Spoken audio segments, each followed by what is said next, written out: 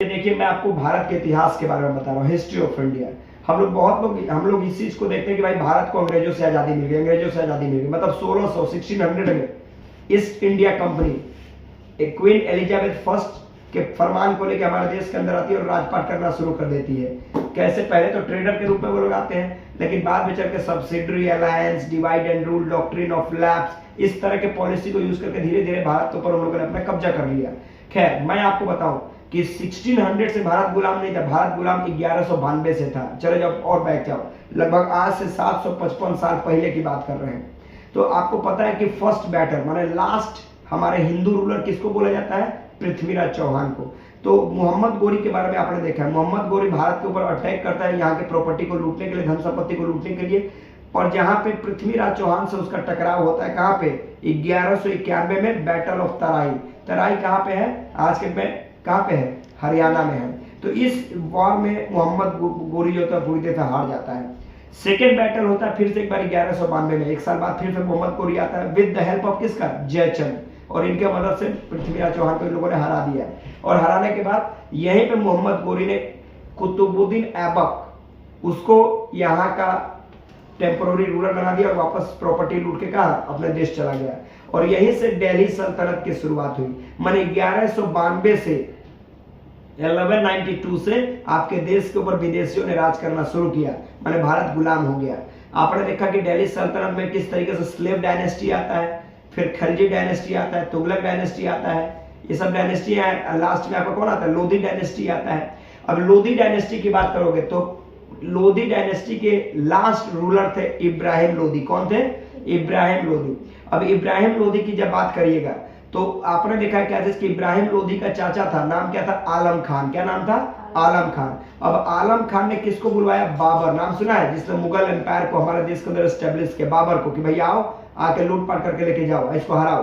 तो इसको लगा कि वो आएगा बाबर दूसरे इन्वेडर की तरह, वो भी है, वो आएगा लूटपाट करके चला जाएगा। लेकिन बाबर का मंसूबा दूसरा था। बाबर यहाँ पे केवल लूटपाट करने के लिए नहीं आ रहा था, वो किस लिए आ रहा था? Babar was entering India to establish Mughal empire here. अब वो आता है और आपको पता है कि 1526 में पानीपत का जो बैटल होता है किसके बीच में? इब्राहिम लोधी और बाबर के बीच में, जिसमें इब्राहिम लोधी की हार हो जाती है। और उसके बाद 1526 से भारत के अंदर आपका मुगल डायनेस्टी की शुरुआत हो गई। किसकी डायनेस्टी की शुरुआत हुई? मुगल डायनेस्टी की शुरुआत हो जाती है। अब देखो 1526 से आपको पता है कि पहले बाबर के बाद हुमायूं को शेरशाह सूरी ने भी हराया था, सूर डायनेस्टी की स्थापना की थी, फिर वो आ जाता है। हुमायूं के बाद अकबर के बाद जहांगीर के बाद शाहजहां के बाद औरंगजेब की जब बात करिएगा तो इसने जजिया टैक्स हमारे देश पे लगाया था। मतलब जो नॉन मुस्लिम्स लोग हैं उनके ऊपर टैक्स, अगर आपको अपना धर्म मानना है तो।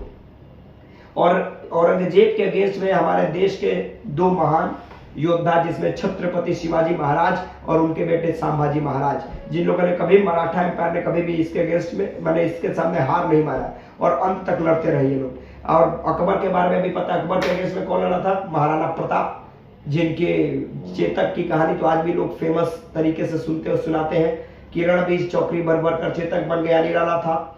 राणा प्रताप के घोड़े से पर गया हागवा का पाला था, गिरता ने कभी चेतक के तल पे राणा प्रताप का कोरा था, वह दौड़ रहा था अरिमस्ती पर या आसमान पर का घोड़ा था। ये पोएम बड़ा बेहतरीन था, हम लोगों ने भी पढ़ा था 7 में। तो आपने देखा कि ये अब लास्ट मुगल रूलर कौन था? लास्ट मुगल रूलर कौन था बताइए? बहादुर शाह जफर। कौन थे? बहादुर शाह जफर, जिसको 1857 के रिवोल्ट के बाद ब्रिटिश ने पकड़ा और रंगून भेज दिया, वहीं पे उसका डेथ हो गया और मुगल डायनेस्टी खत्म। अब यहां से ब्रिटिश एम्पायर की शुरुआत होती है। समझ में आ रहा है? 1857 के रिवोल्ट के बाद ब्रिटिश एम्पायर की शुरुआत होती है और ये 1947 तक चला। पॉइंट समझिएगा। तो हमने कह दिया कि हम गुलाम कब से हुए? 1192। कब से हुए? 1192 से। और आजादी कब मिली? 1947 में। तो हम केवल 1600 केवल ब्रिटिश एम्पायर को गुलामी नहीं कहेंगे, हम उसके पहले भी गुलाम थे। पॉइंट समझिएगा। और तब 1947 में हमारे देश को तो केवल हम लोग 2-4 हमारे लीडर केवल इनकी बात करते हैं। तो स्वराज का मतलब तो सबसे पहले छत्रपति शिवाजी महाराज ने दिया था, महाराणा प्रताप ने दिया था, हमारे वो भी तो योद्धा है, झांसी की रानी ने दिया था, ये सब लोग भी योद्धा थे। तो हम केवल इनके बारे में बात करें, उनके बारे में बात ना करें, ये गलत है। तो आजादी आपको मिली केवल ब्रिटिश से नहीं, आजादी मिली 1192 से लेके 1857 और 1947, मतलब जितने भी, चाहे वो दिल्ली सल्तनत हो, मुगल डायनेस्टी हो, या फिर आपका ब्रिटिश हुकूमत हो,